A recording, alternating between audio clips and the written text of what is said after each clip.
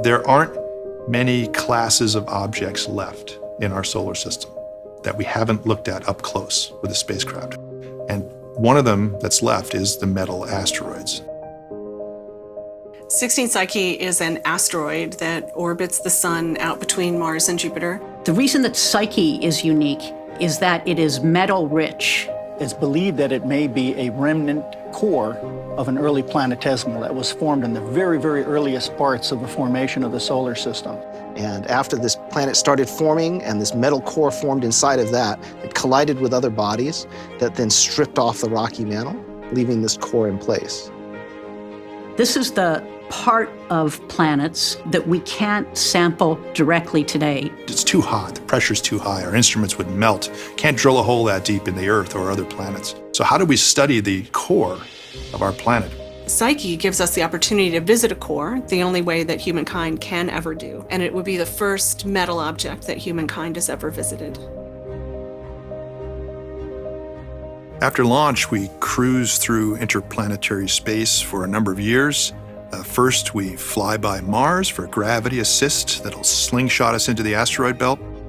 And then we're thrusting all the way from there to finally arriving at Psyche. We'll go into 4 orbits to collect the necessary measurements that we need from our 3 primary instruments. So our payload consists of a couple of imagers, which are cameras that take pictures of Psyche. Also a gamma-ray neutron spectrometer, which allows us to measure the elemental composition of the surface of Psyche. And then a magnetometer, which will allow us to detect any magnetic field that's left at Psyche. If Psyche still has some sort of remnant magnetic field, that probably tells us it really was a core. It's a strong indicator. We also use the radio on the spacecraft as an instrument, so we can map out the gravity and map out the interior structure that way.